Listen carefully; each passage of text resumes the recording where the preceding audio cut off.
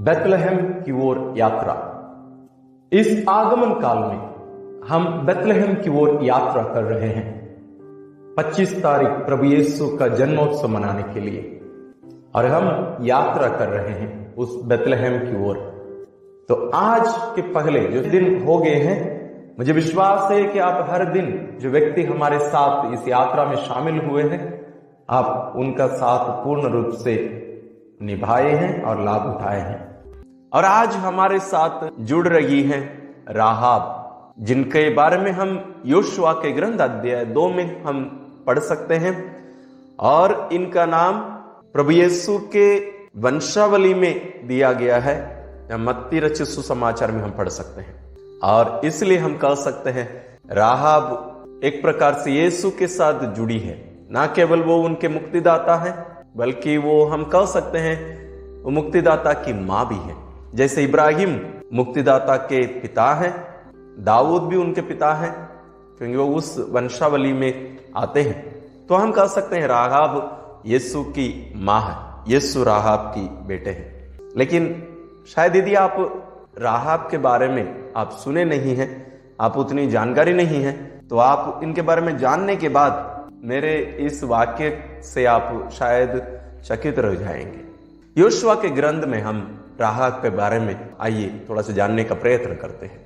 जब योशुआ और इस्राएली यरीको पहुंचे थे, वहां उनको पता चला है कि वहां आसान नहीं है अंदर जाना, क्योंकि वो एक बहुत बड़ा एक शहर था, वास्तव में देश है, लेकिन उसका चार दीवार इतना मजबूत था कि अंदर जा नहीं सकते आसानी से। इसलिए योशुआ 2 पुरुषों को गुप्तचर के रूप में वहां भेजे, ये पता लगाने के लिए हमें कैसे क्या करने से हम अंदर जाके हम उसको अपने अधीन कर सकते हैं। तो ये दोनों पुरुष भेद लेने के लिए वहां यरीको जाते हैं।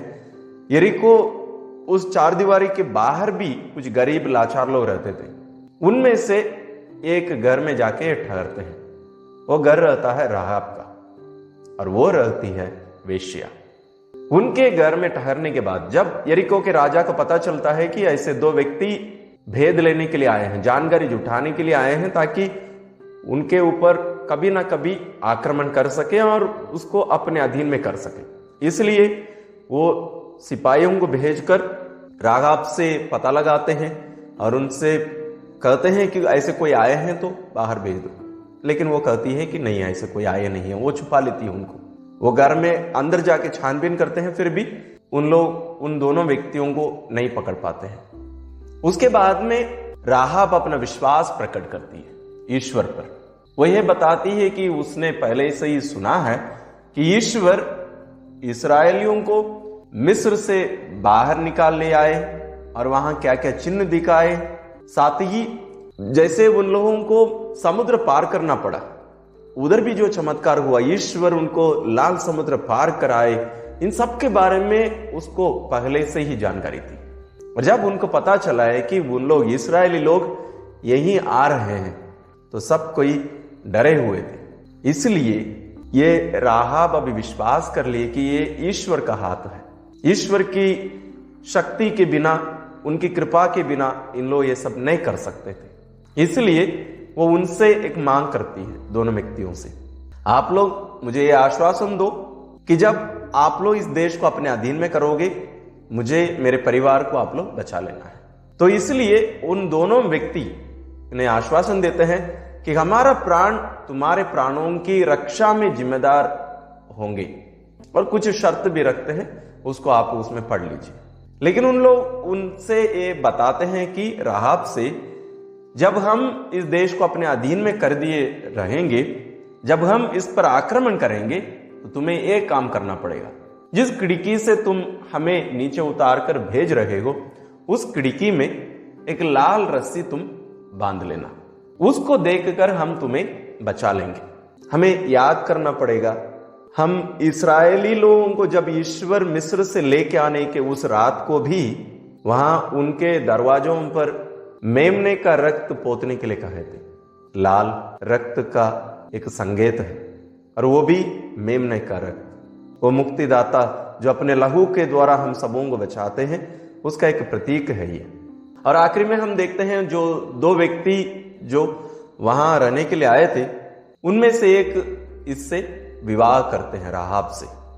वो है सलमोन, जिनके बारे में हम मत्ती अध्याय 1:5 में भी यीशु की वंशावली में हम देखते हैं। ये सलमोन उन दोनों में से एक रहते हैं, वो राहाब से विवाह करते हैं। और राहाब हमारे लिए एक विश्वास का एक उदाहरण के रूप में नए विधान में पेश की गई है। मां मरियम के बाद यदि उस यीशु के वंशावली में दूसरी एक महिला जिसका नाम दोबारा नए विधान में आता है, वो केवल राहाब का नाम है। याकूब का पत्र अध्याय 2:24 और 25 में हम पढ़ते हैं, आप लोग देखते हैं कि मनुष्य केवल विश्वास से नहीं बल्कि कर्मों से धार्मिक बनता है। इसी प्रकार वेश्या राहाब अपने कर्मों से धार्मिक बनी, क्योंकि उसने अपने घर में दूतों का स्वागत किया और उन्हें दूसरे रास्ते से विदा किया। तो राहाब का उदाहरण याकूब पेश कर रहे हैं। तो एक बहुत बड़ा एक प्रसिद्ध व्यक्ति वो जरूर रही है। और इब्रानियों के नाम पत्र अध्याय 11, जिसका शीर्ष है विश्वास का महत्व, वो पूरा अध्याय विश्वास के बारे में ही है। वहां इब्रानियों के नाम पत्र का लेखक उदाहरण देते हैं और पद संख्या 6 में कहते हैं, विश्वास के अभाव में कोई ईश्वर का कृपा पात्र नहीं बन सकता।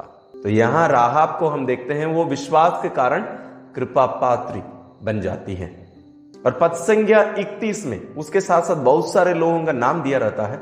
उनमें हम देखते हैं कि इनका नाम विश्वास के कारण राहाब नामक वेश्या अविश्वासियों में से बचाया जाकर वो उसको नष्ट नहीं हुई, क्योंकि उसने गुप्तचरों का स्वागत किया था।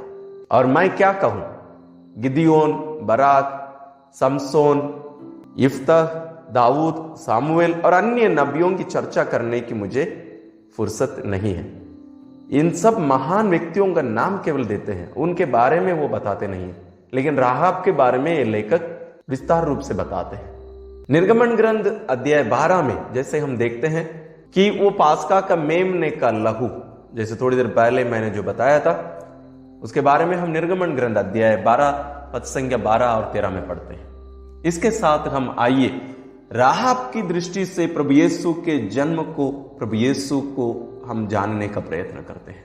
ये राहाब जैसे हमने देखा है एक वेश्या थी, लेकिन ईश्वर उसको चुने।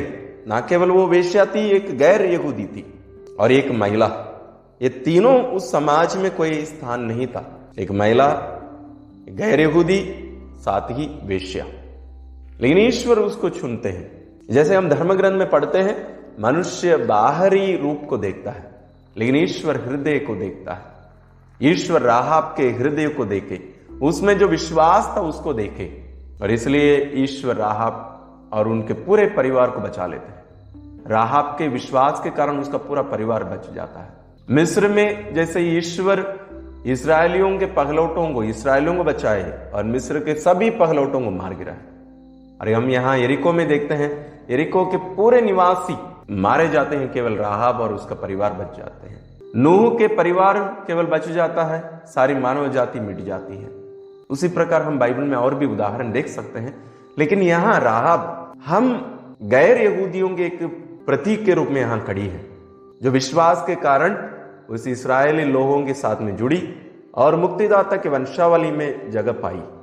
और दूसरी बात है, ये यीशु है, ये मेमना है जो अपने लहू के द्वारा राहाब को भी खरीद लिए हैं। उसको धोकर, अपने लहू के द्वारा धोकर उसको शुद्ध किए हैं, उसके सभी पापों से, उसके अन्य सभी कुकर्मों से उसको बचाए और नया जीवन दिए हैं। और हमें इस संदर्भ में जो स्त्री व्यभिचार में पकड़ी जाती है वो याद आती है यहाँ भी, और ईश्वर इस महिला को बचाते हैं। राहाब जब अपनी दृष्टि से यीशु को देखती हैं, मुक्तिदाता को देखती हैं, अपने ही वंशावली में जन्म लेते, तो जरूर गर्व की होगी, जरूर आनंदित हुई होगी। हमें भी आनंदित होने का यह अवसर है। लेकिन आज इस यात्रा में हम राहाब से ये सीखते हैं कि हमें विश्वास करने की जरूरत है। नहीं है तो जैसे प्रभु यीशु स्वयं कहे मत्ती अध्याय 21 पद संख्या 32 में, यूहन्ना तुम्हें धार्मिकता का मार्ग दिखाने आया और तुम लोगों ने उस पर विश्वास नहीं किया, परंतु नाकेदारों और वेश्याओं ने उस पर विश्वास किया।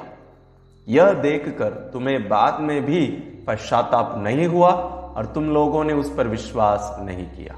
ये यीशु उन इस्राएलियों के लिए कहे थे जो यूहन्ना पर विश्वास नहीं किए और स्वयं यीशु पर विश्वास नहीं किए, लेकिन वेश्या और नाकेदार लोग, पापी लोग उन पर विश्वास किए थे और मुक्ति पाए थे।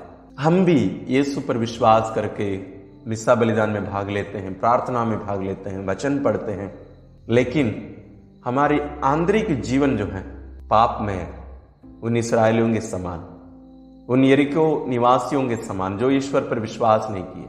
आज राहाब हमें याद दिलाती है कि ईश्वर मन को देखते हैं, हृदय को देखते हैं। तो हमारे हृदय का शुद्धिकरण करने का समय है। आज विशेष रूप से राहाब जो हमारे साथ है, हम उनसे सीख लें।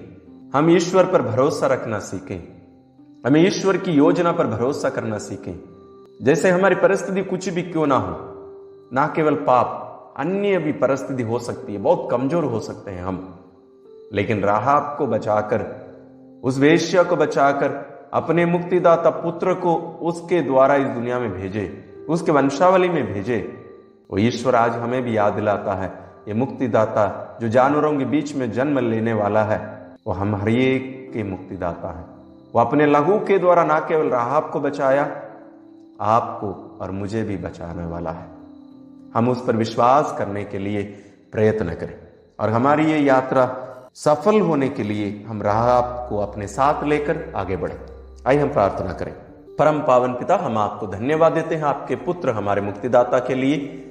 और आज जब हम हमारे इस यात्रा में, बेतलहम की ओर इस यात्रा में हम राहाब को पाए हैं, हमें भी उनके समान विश्वास का हृदय दीजिए, ताकि हम आप पर पूर्ण विश्वास करते हुए हमारी इस यात्रा को आगे बढ़ा सके और आप तक हम पहुंचकर मुक्ति पा सके।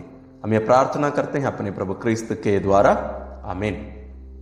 तो आज इस 15वां दिन हमारे साथ राहाब जी हैं। आप उनके साथ रहिए, उनके बारे में जानिए, उनके साथ मनन करिए और बेतलहम की ओर आगे बढ़िए। वहां हम मिलेंगे। ईश्वर आपको आशीर्वाद प्रदान करे।